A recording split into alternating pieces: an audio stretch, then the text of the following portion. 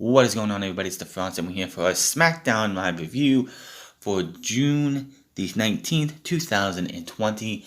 This is the last set of tapings, I should say, before WWE gets their ass handed to them for not testing for COVID-19, because this episode of SmackDown was taped last week on Tuesday, the day in question that COVID-19 testing was done.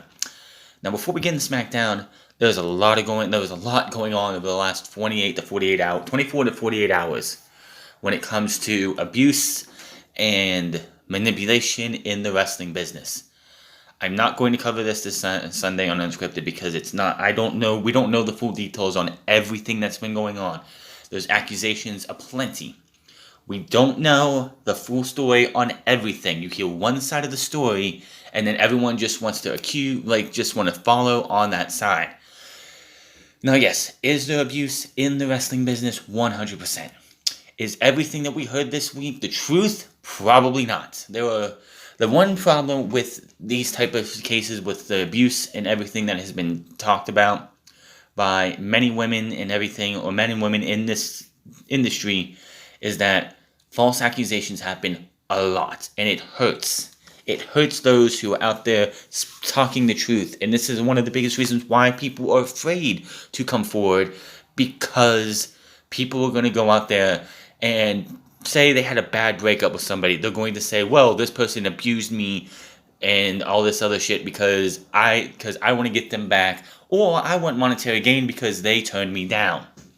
So just be kind to one another. If you want to hook up with somebody and they deny you, just pass it off and say, you know what? They didn't want to, I tried. They didn't want anything to do with me. I'll go try somebody else. Being an abuser does nothing but hurt you, hurts the person that you hurt.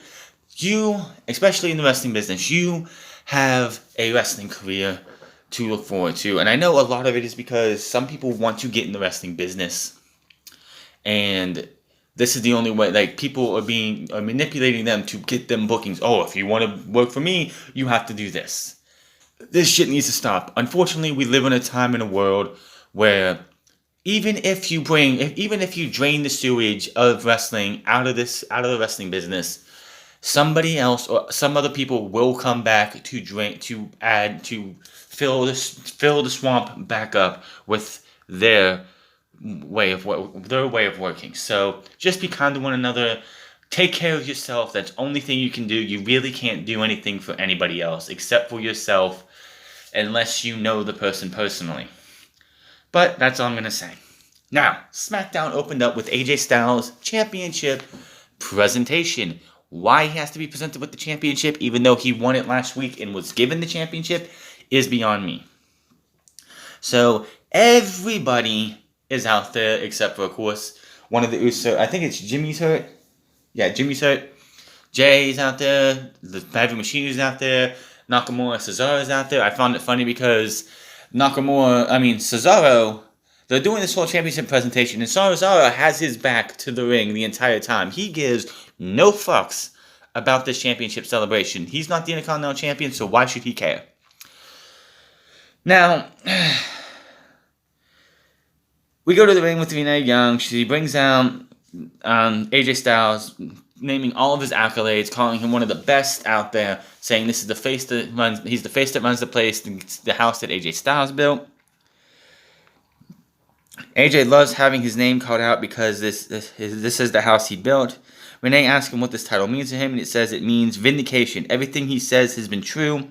He goes on about not taking handouts, but it's time to go on to what's next. Now, he's like, all right, let's get this on. Let's get this title around my waist because we need to do this.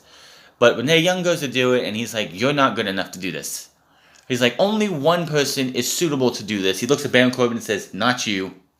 And then looks to the other side and says, you, Daniel Bryan. Get in here, be a man, put this title around my waist. Bryan takes a minute or two, then gets into the ring. AJ is trying to demoralize this guy because Daniel Bryan has some choice words for him 2 weeks ago. Because Daniel Bryan's philosophy is defend the title every chance you get. And AJ's like, I'm not going to hand anybody anything. They have to earn a title shot. He won. Daniel Bryan didn't, so he wants to do what he can to make a fool or piss or just demoralize Daniel Bryan, and having the person he beat put the title around his waist is gonna demoralize Daniel Bryan. AJ tries to talk Bryan into being the one to come to present him the title. Finally gets in, slowly steps in. AJ says all he has to do is put the title around his waist, and he will be congratulations, and say congratulations. Fans, the crowd is chanting no. AJ tells him to have a little respect and put it around him. Bryan hesitates some more. AJ tells Bryan to prove he's a man. You're a man, aren't you? He said, put it around my waist. He said, you don't have to do it. You don't have to. But if you're a coward, just say you're a coward. You don't have to do it. You just show that you are a man and put this title around my waist. He finally does put the title around his waist. He says congratulations, but AJ is like, that's it? Nobody heard that. Come on. Tell me to say congratulations to me for beating you for the title. Bryan takes the mic and says, well, congratulations, AJ Styles. You were the better man last week. You have the chance to be not just a great Intercontinental Champion, but the greatest Intercontinental Champion of all time if you sit here and you defend the title each and every week against everybody. What about you against Big E? Which, by the way, Big E this entire time is alternating between different equipments for weight sets, just curling different versions of workout equipment. So he was just, getting his pump on, pumping his iron. But Brandon Bryan makes up, well, why not Drew Gulak? Drew Gulak beat you a couple weeks ago. He should get a championship opportunity because he beat you before you won the title. And AJ's like, listen, that's not how this is going to work. So, yes, he's pissing him off. Of course, he mentions Grand Metalik, Chad Gable, Big E. AJ says someone at his level will get an opportunity. But Bryan is at the back of the line. Bryan says, you know what? I'm cool with that. I can do that. Then he mentions the Gulak because Gulak won a match against AJ a couple weeks ago.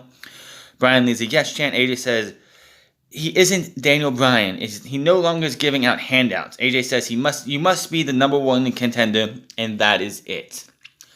Bro comes on top of the microphone, the speakers, and out comes Matt Riddle, who was not at ringside. This is his official debut. We look like we're going to go towards an AJ Styles versus Matt Riddle feud. But Matt Riddle comes out. The people are chanting bro. Riddle asks AJ what's up, then introduces him, and AJ's like, I know who you are. He cracks on Riddle wearing no shoes in his ring, which, yes, they're cracking on his shoes. You know damn well that in the next month or so, Matt Riddle will go from being barefoot to wearing wrestling boots. The last person to have no shoes on during his wrestling tenure for the beginning of it was Rusev. Then Rusev broke his ankle going over the top rope, so WWE's like, this doesn't happen anymore, put some boots on. So now Riddle's like, you know what, I'm not asking for anything, I'm just here to give you a warning. While AJ says he's the face that runs the place, Riddle is here to let you know that I'm going to be the bro that runs the show. This pisses AJ Styles off, puts the title down. While Matt Riddle is looking at the title, AJ starts to attack him. Matt Riddle fights back, beating the fuck out of AJ Styles, eventually knocking him out of the ring. And AJ ends up on the outside. He's fuming. He demands a referee, so we go to commercial break. If you noticed, AJ Styles, Matt Riddle's got some lethal fists or something, because before we get to commercial break, you see right away that under AJ Styles' right eye is a nice nick under his eye. So Matt Riddle already cutting up the Intercontinental Champion before he even gets a chance.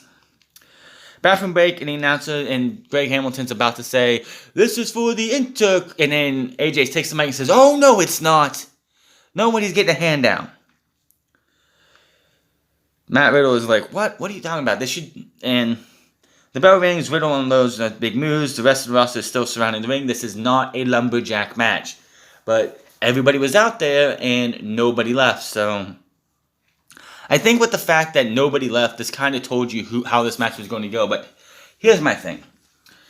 I get what they're trying to do. They're trying to make Matt Riddle, right off the bat, try and give this guy a big boost. Bigger than anybody else really has had in a long time in WWE. When was the last time a talent came up to the main roster and went up against one of the top stars on that roster? I can think of Kevin Owens versus John Cena. I guess Sami Zayn versus John Cena a couple weeks before that when he tore both his rotator cuffs out. But yeah, not too many times that you're going to see a team come up and take on, or somebody come up and take on a major player like this and actually have a damn good match. If this is AJ Styles as Intercontinental Champion, minus the finish, we'll talk about that in a minute. This is what I want to see the Intercontinental title bring to WWE. This was fantastic. This was the best way to put Matt Riddle over. This was a great match. The bell rings, Riddle unloads. The rest of the roster is still surrounding the ring. Riddle with a big German and gut-wrench suplexes. Riddle mounts AJ with some more strikes. AJ takes Riddle into the corner after more back and forth.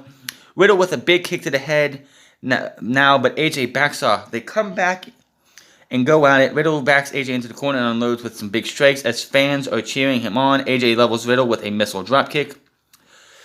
AJ works Riddle over in the corner, now more back and forth. AJ is shot to the throat, sends Riddle to the apron.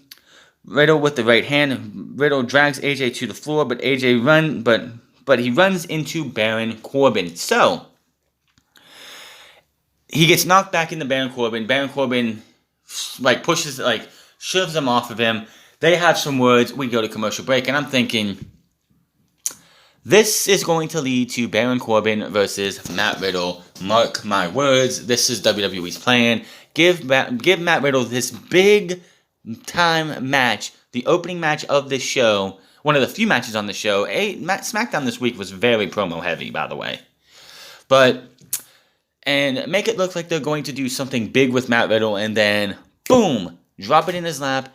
We're going to have Matt Riddle versus Baron fucking Corbin, probably at Extreme Rules. Give me a fucking break. And watch, they don't mention one time that during, the NXT versus Raw versus SmackDown triple threat Survivor Series match that Matt Riddle was eliminated by Baron Corbin, or was it at Royal Rumble? Royal Rumble. When Matt Riddle was eliminated in the Royal Rumble in seconds by Baron Corbin. Just watch. They won't mention that at all. Back from break, and AJ ended up turning it around with a dropkick on the ground in the middle of the others surrounding the ring. AJ brings it back in, and Riddle takes it with no effect. AJ with a snap suplex for a quick pin attempt. AJ trades big blows with Riddle. Riddle sends AJ back down, more back and forth again. AJ chop blocks, the knee is out. He starts working on the knee, hopefully, win with the calf crusher. Superstars rally for Riddle as he starts to mount offense, but AJ takes the leg down again. Riddle comes back with another suplex to dump AJ on his head. The wrestlers pound on the mat to rally. AJ gets up, but Riddle nails running forearms in the corner, which he does 2 each, which honestly I thought with the way they were having these two yell, having Baron Corbin and Matt Riddle yell at each other, I thought when he went for the one, the one from the corner where Baron Corbin was sitting, he was going to actually get hit with the scepter, and that would have ended this match. Riddle would have won, AJ would have been protected, and they would have went on to the feud with Baron Corbin, but they did not do that, thankfully.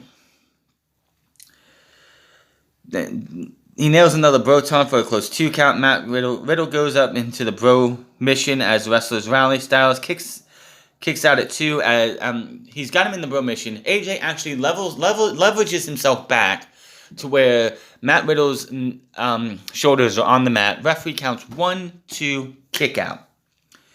AJ blocks the GTS that he does and goes into the calf crusher. Riddle finally gets to the bottom rope to break the hold.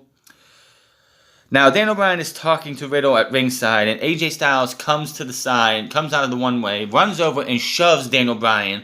Lince Dorado, Gran Metalik, and a couple other star wrestlers have to keep Daniel Bryan back.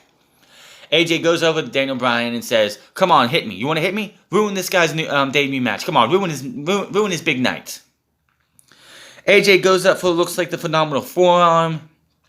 Matt Riddle catches him, puts him in, and hits the bro Derek. And 1, 2, 3, Matt Riddle beats AJ Styles clean in the middle of the ring. I hate the fact that, first off, I hate the fact that this match happened already. 2, AJ Styles just won the Intercontinental Championship 1 week ago, what WWE has been calling an instant classic. And this is what you do with him? 1 week later, he's losing to Matt Riddle. Now, I get it. I get that you want to get Matt Riddle over as a big time player in WWE. But you literally could have probably did anything else. Hell, Matt Riddle versus Daniel Bryan and him beating Daniel Bryan would be huge. Him going up against somebody else. But why is WWE always got this thing where champions have to lose? The only champions in WWE right now who haven't recorded a pin, who really haven't been look like losers, are Braun Strowman, Bayley, and Drew McIntyre. Literally everybody else. And I guess Apollo Crews right now because he's just very young in his career, in his time as the U.S. champion.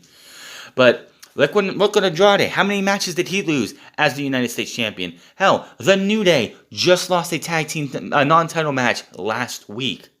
Yes, they had a tag team match this week and were victorious, but that's not the point. What is with WWE's thing where it's like, well, we need to find a number one contender. How do we do that? Oh, let's have this person we want to be the number one contender beat the champion. It's lazy. You can do number one contenders matches. Now, it was announced later in the show that next week Drew Gulak will in fact get a Intercontinental Championship match. What those two did about 3 weeks ago or 2 weeks ago was a fantastic fantastic match, even though there wasn't a champion yet. So, do I expect AJ Styles to lose the Intercontinental title right away? No. Should him and Drew Gulak have a hell of a match next week? 100%. I'm looking forward to that match, and it actually gives you something to look forward to next week. Again, could have did something better. I know they want to make Matt Riddle be a big star. So him beating, AJ Styles is AJ Styles. Him losing to Matt Riddle is not going to hurt AJ Styles. But it's not AJ Styles you're looking to, that's what's going to be hurt. It's the fact that AJ Styles is the new Intercontinental Champion, and all tournament long during that entire Intercontinental tournament, they kept telling us that the Intercontinental Championship is prestigious. It is one of the most prestigious titles. They showed video package of why it is a prestigious championship. And then you go out of your way to have the brand new champion lose his first non-title match since he won the title. It takes everything that you tried to build up this credibility for the Intercontinental Championship. Not even just 1 week ago. That beautiful video package of all this, like why the Intercontinental title is prestigious, and you threw it out the window by having him lose his very first non-title match after winning the title. Just come on, WWE. You gotta stop doing this shit. Now, after the title match, Riddle begins to celebrate as all the babyfaces come in to celebrate with this dude. So, definitely going to see what happens with that. Still to come, Bray Wyatt is back in the Firefly Funhouse, and Mandy Rose is on Miz TV. Jeff Hardy is backstage. He's sitting there, and he's just got this spaced out look on his face. This guy comes over to put a microphone on him because he's going to be interviewed by Renee Young, and he comes back to reality. So, please don't tell me they're going to continue to try and do more alcohol-based stuff, which, unfortunately, they are going to be next week. We'll talk about that in a minute. Back from break, and we see a long video package of Sheamus versus Jeff Hardy's feud going into Backlash this past Sunday. Renee Young is back with Jeff Hardy now. She asked how's he been holding up. He says, life has been a roller coaster, emotionally and physically. He came back from his injury. He's 42 years old and trying to turn his life around, which, by the way, he's 42 years old, still trying to have high impact, big matches that he had at Backlash. Dude, you're 42. You can tone your wrestling style down just a little bit. I know you're Jeff Hardy and you're an adrenaline junkie and all that stuff, but come on, dude. Just saying. And it feels like he's trying to turn it around his whole adult life in a sense.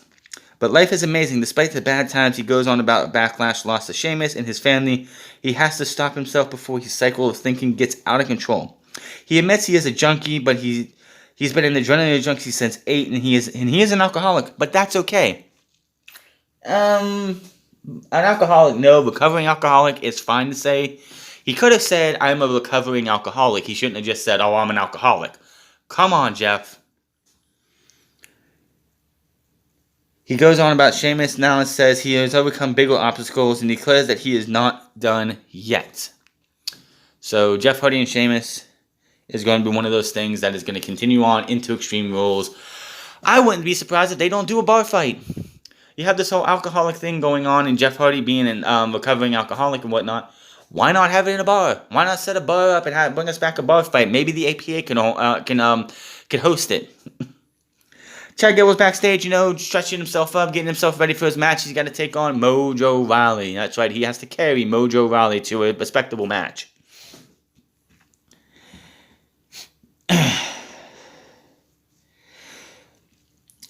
I didn't even catch what half of it Chad Gable said. He just talked about, even though he's going up against a super heavyweight, a heavyweight and somebody who's taller than him, it's Mojo Rawley. Mojo Rawley is probably a half an inch taller than Chad Gable. But he said, I have something that he doesn't have, and that's that I have eyes in the back of my head. Mojo Rawley's behind him this entire time, and he just turns around and cold cocks this sucker, knocking him to the floor, goes up to get his music hits, he goes to the ring, and Mojo Rawley is pissed off. We go to break. Chad Gable versus Mojo Rawley.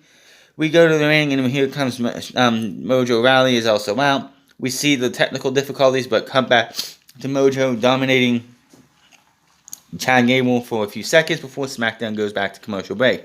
Back from break, and Mojo immediately attacks, unloading on Chad Gable in the corner.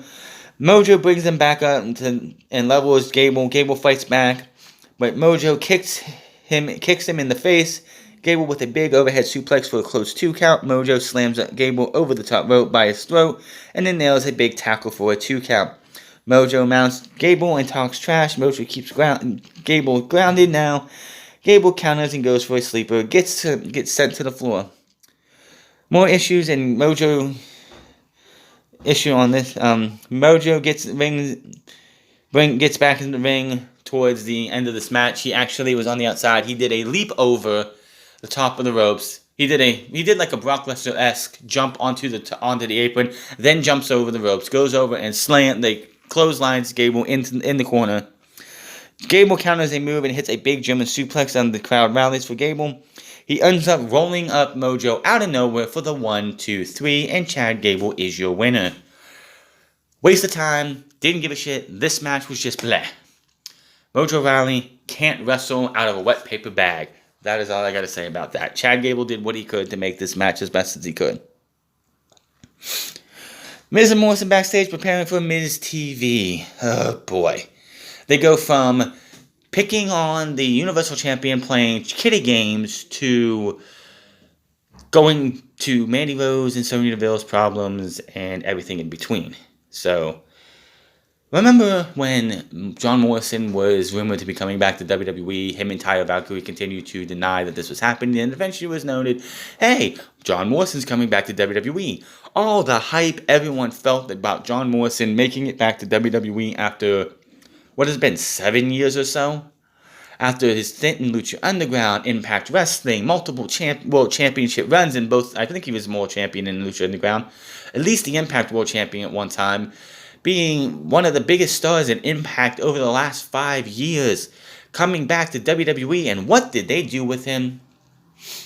They saddled him with The Miz, so we have The Miz and John Morrison as a tag team once again. Why? This guy was cool. This guy was awesome. A lot of people loved John Morrison. And now, I don't think anybody wants to see John Morrison on TV again.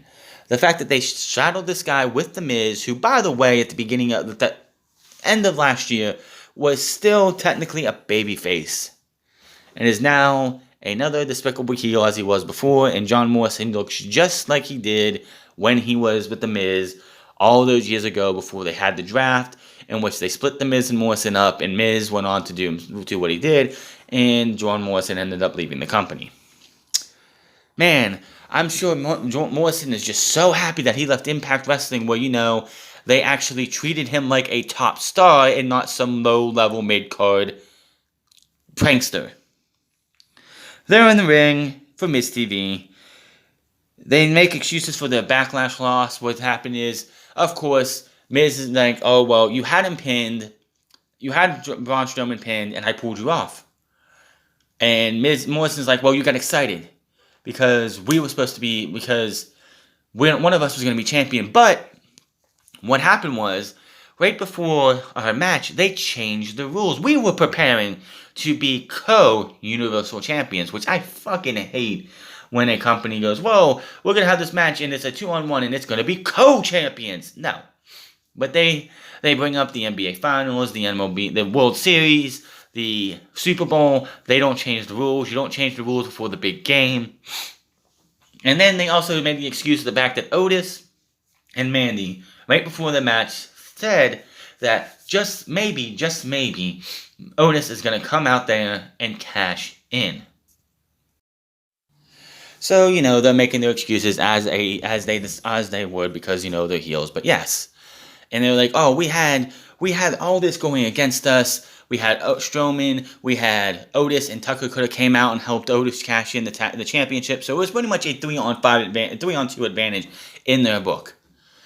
But then they said, well, we're gonna go past that one. Now we're gonna focus on Otis and Mandy. So they bring Mandy Rose out to talk about her ex-best friend. They start off by asking about Sonya Deville. They go on the joke about Mandy, but Mandy goes to leave because she didn't come here to be disrespected. Miz takes her in, talks her into stopping and says they have a surprise, and out comes Sonya Deville.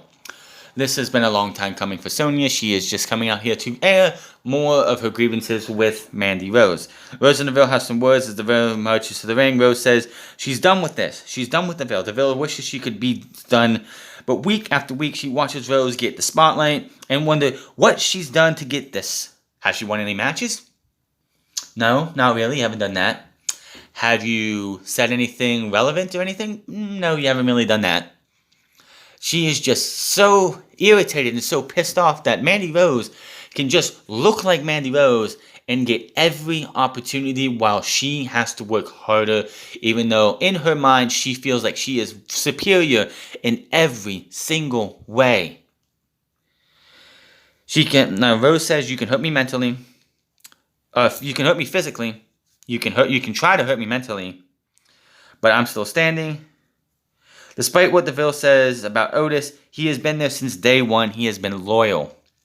Which I wonder what that's going to come back. I wonder if anyone's going to come back to this Miz TV right here when the inevitable screwing over Otis happens with Mandy Rose. Unless Otis and Mandy Rose are dating in real life, then that's another story for another time, but I don't hear any of that. But Rose asks Deville, what is she besides a quote-unquote fighter? She actually does the air quotation marks. She's like, you're alone. How long will you hold on to these petty grievances? Deville says, I'm not even mad at you anymore. I don't even care.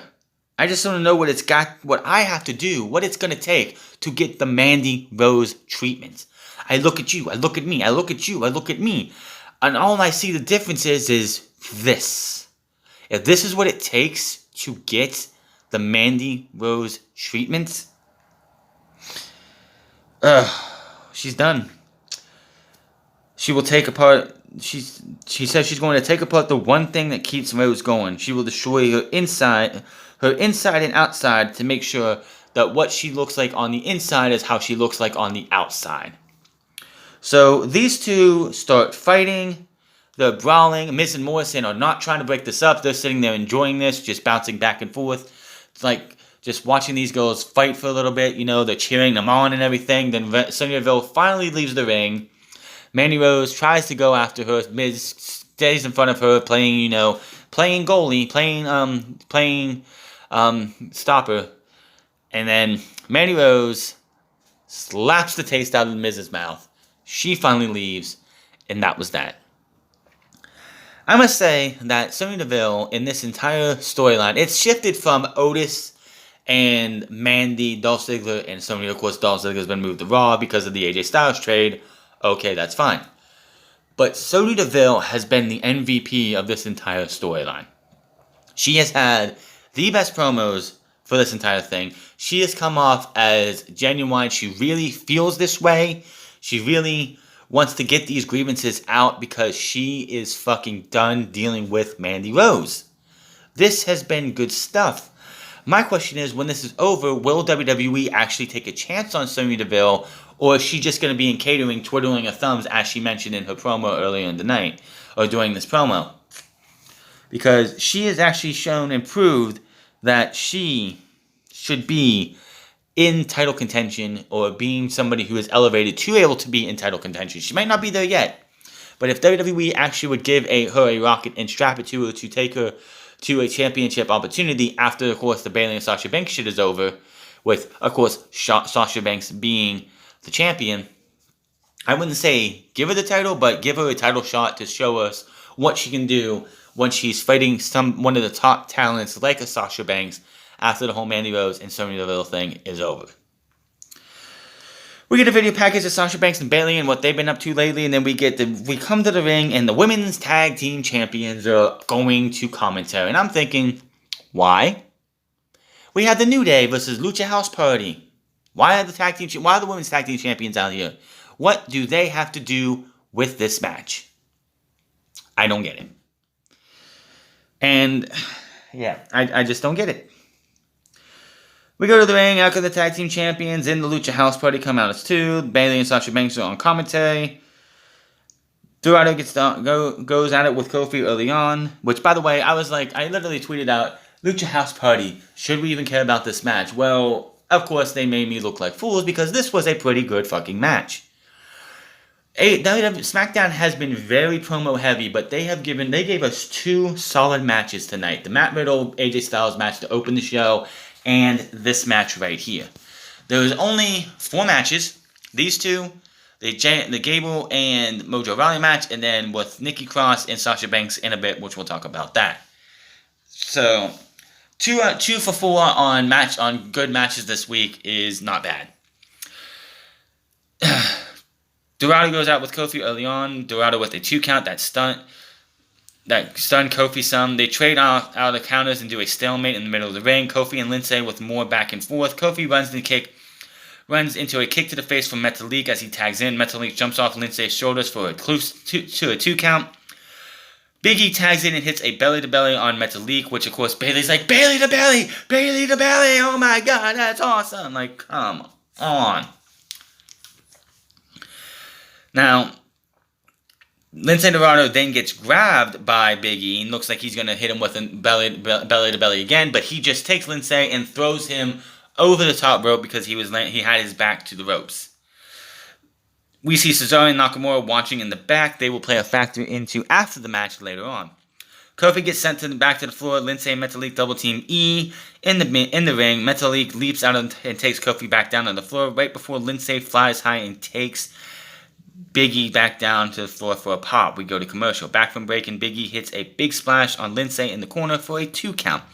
Big E grounds him with an abdominal stretch, which Bayley was just going completely insane for this. She was like, oh, don't do it, because when he does his abdominal stretch, he likes to spank the guy's ass, which I don't even want to go there. Lindsay turns it around, but there's both slow to crawl. Kofi and Metalik finally get to a hot tag. Metalik and Kofi unload on each other. Metalik gets the upper hand and slams Kofi face first into the mat. Metalik comes off the top and sends Kofi back down face first for a 2 count. The crowd rallies for the New Day now, which both teams, by the way, are baby faces. So if the crowd could have cheered for either one of these guys. Metalik blocks Trouble in Paradise. Big E stops Lindsay from the double team. Metalik slams Kofi from his shoulders. Lindsay flies off the top rope, but top for the pin, but Big E saves it. Big E gets a double team now.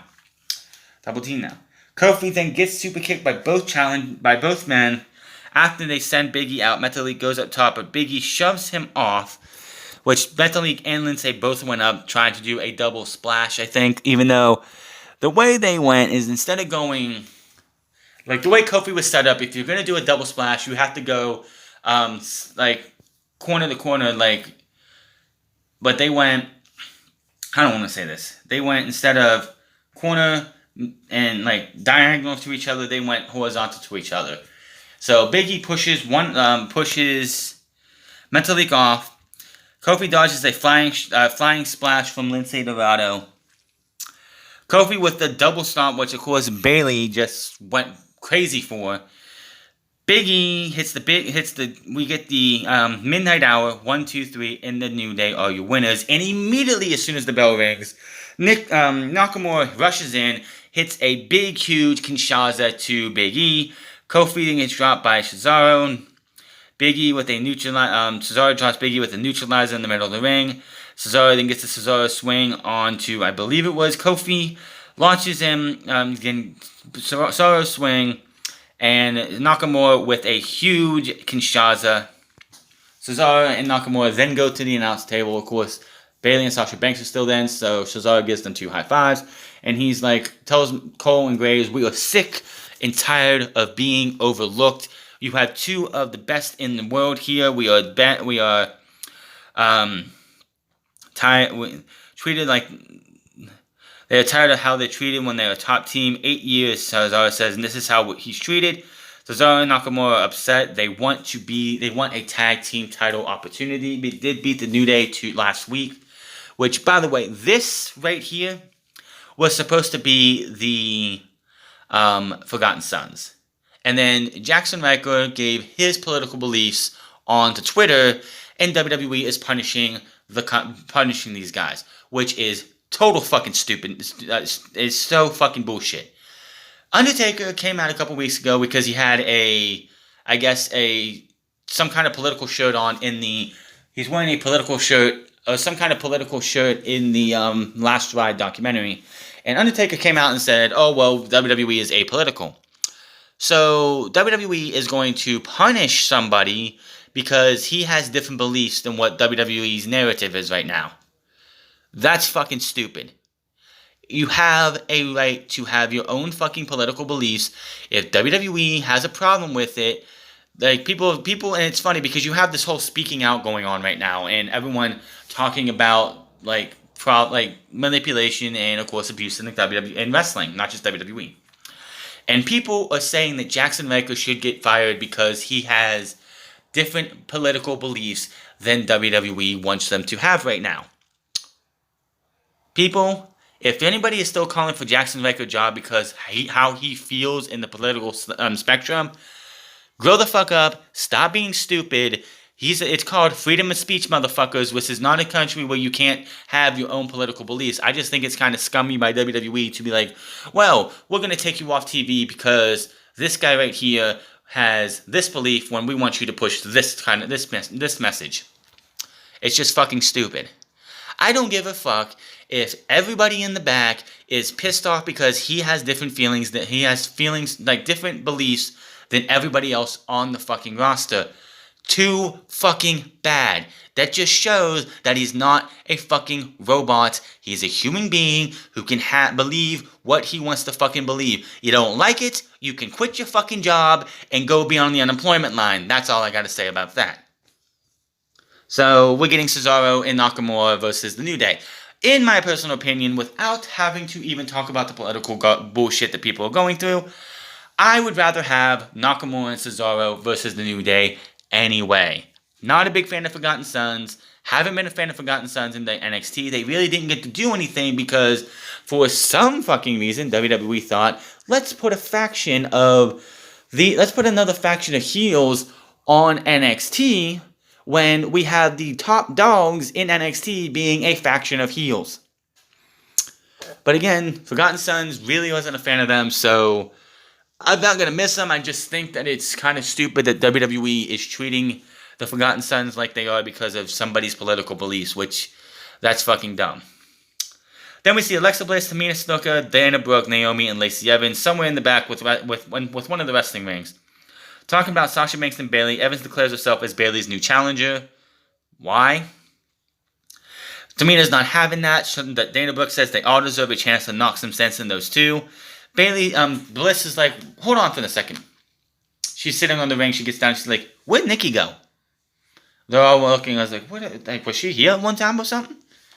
So, we don't know when Nikki's out at that time, but we will find out here in a second. We go to break, we come back, and Sheamus sees how serious things are getting between him and Jeff Hardy. Sheamus says, Jeff called me a bully earlier, and it made me think, I am a bully. I love being a bully. I love bullying, which, by the way, WWE has a Be a Star program, and they have a superstar admitting to being a bully. I wonder how the Be a Star people feel about that. Just saying. Even though it's fine being a bully on TV. And people like Jeff need to be bullied. Sheamus goes on running down Hardy and says he will host a toast to the great Jeff Hardy next week. So he says he has a remedy for Jeff Hardy's problems, and he's going to try and give him alcohol. This right here feels like something that CM Punk and Chris Jericho did with their feud with the alcohol stuff all those years ago. We go back, and Sasha Banks and Bayley are like, oh, we'll toast to that. That's going to be great. I can't wait for a party. Banks is taking her jacket off because she had her jacket on. When, all of a sudden, a wild Nikki Cross shows up behind them. She pulls down Bayley, who is sitting in her chair, attacks Sasha Banks. She's beating the piss out of both the women's tag team champions. Out comes Alexa Bliss, who brings her in, gets her out away from them, gets her into the ring. She screams, come, I want you right now. You, Sasha, get in this ring. I want some action right now. And then we go back to commercial breaks, and we have Banks versus Nikki Cross. This was a okay match. It was a decent match. It wasn't anything. It wasn't the best women's. It wasn't one of the better matches of the night. Like I said, Matt Riddle and AJ Styles had a hell of a fucking opening match. And of course, the New Day versus Lucha House Party was better than I expected it to be. Back and forth, early on, Cross takes Banks back out and keeping control. Crosses with a bulldog for a 1 count. Banks tries for a submission, but Cross keeps fighting as Alexa Bliss and Bayley cheer their partners on. Banks grounds Cross, now putting her knee to the spine. Cross shuts Banks down as she tries to catapult her. Cross goes for the top, but Banks cuts her off and works her over. Cross slams Banks face into the turnbuckle, which... okay, she just pulls her in and just keeps smacking her face until the referee tells her to get off and to stop. Cross hits oh my god, this looks so bad. Cross is still up top. She grabs Sasha Banks, looks for a tornado DDT, and usually when you do the tornado DDT, you're supposed to rotate a little bit more and land on the top of your head and elevate over. Banks slipped or something because she went face first into the mat. It was some scary shit. I wish, because this was taped, I wish they would have did a reshoot of that so it didn't look so bad, but that looked so bad. I don't blame Nikki Cross. I don't blame Sasha Banks. It happens sometimes. It's just Banks tried to rotate or something a little early, and she slipped, and she went face first. I hope Sasha Banks is okay because that looks scary. Cross has a suplex block, more back and forth now. Banks rolls Cross over into a Banks statement in the middle of the ring. Cross fights free, wasn't locked in, gets a 2 count on a roll-up.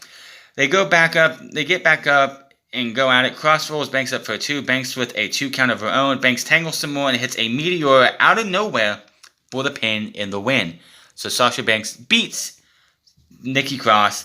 After the match, Bayley joins Banks on the floor and to check on her. They stand tall as Bliss and Cross in the middle of the ring. Banks and Bayley standing tall. As you see, Bliss is upset, visibly upset, that she wasn't able to topple Sasha Banks, which Sasha Banks is the one half of the Women's Tag Team Champions who has a title match on Monday. There's no reason she should be losing. We get a congratulatory video on Titus O'Neil being a finalist for the ESPN Muhammad Ali 2020 award. Congratulations to Titus O'Neil. I hear he does a lot in his own community, so that's good on him. And then we have the Firefly Funhouse, which Bray Wyatt comes on. Of course, before we go to break, Braun Strowman is in the back watching and has this pissed off look on his face. Then we go to the Firefly Funhouse. Bray Wyatt's like, I missed you guys. Of course, as people know in real life, Wyndham Rotunda just had a second baby with JoJo Offerman, so That's where he has been for the last month and a half. But he talks about how he's learned all the new TikTok moves, does a little dance-ish thing. He's learned how to knit. We see a bunch of kids' drawings coming up, so that's talking about all these things that he's been doing, and then Rambling Rabbit comes up, and Rambling Rabbit says, well, haven't you just been sitting in the corner for the last few weeks moping about losing to Braun Strowman? And then we see the match that happened. He's like, yes, I admit it, I lost. But I've been going about this the wrong way. And before we can say anything else, the Strowman Express hits. He comes out, and he says, before you say anything, you had your opportunity. We're done. Bray Wyatt's like, yeah, we're done. But, Braun, our story is just beginning. He mentioned earlier about something about resurrecting the dead. He's like, I wasn't lying about resurrecting the dead. And then, boom. The Wyatt family, Bray Wyatt, comes up. And he's like, gee, Braun, you look like you've seen a ghost. And we have to go, we have to go back to the beginning. I created you. And now I'm going to have to destroy you. You know where to find me. Follow the buzzards. Run. Lantern goes out. He blows the lantern out. And that was that. I will have to say that the way Bray Wyatt is looking now, and the fact that his hair's done the right one way, he doesn't look the same in the Wyatt family getup as he used to. I mean, he just looks so weird now in the Wyatt family getup. Now, is this going to be a thing where he's now going to be... Is he going to be like the multifarious, like Matt Hardy wanted to be, the multifarious Bray Wyatt? Because you have Firefly Funhouse, you have The Fiend, and you have the Wyatt family version of Bray Wyatt. So, obviously this feud's not over yet. This is picking back up, which it sucks that we had to have that stopgap with the Miz and Morrison, but what did WWE have, and what options did WWE have? I'm pretty sure they could have found something, maybe a Sheamus, maybe a Cesaro, maybe a Nakamura, but they went with the stupid shit route of Miz and Morrison. But it is what it is. WWE, there's two things we're looking forward to next week. Drew Gulak versus AJ Styles, and what happens next between Braun Strowman and Bray Wyatt. But that is your SmackDown review. The Bray Wyatt thing at the end, I don't know. We'll have to wait and see. But that is your SmackDown review. It was a okay show. 2 really good matches, a lot of promos, and nothing else really much. But hit that subscribe button, comment down below, like or dislike this video. Find me on Twitter at The France Club. Find me on twitch.tv/The France Club. Find me on Instagram at The France Club. And I will see you guys Sunday for Unscripted episode number 124. Until then, my name is The France, and I'll see you guys later.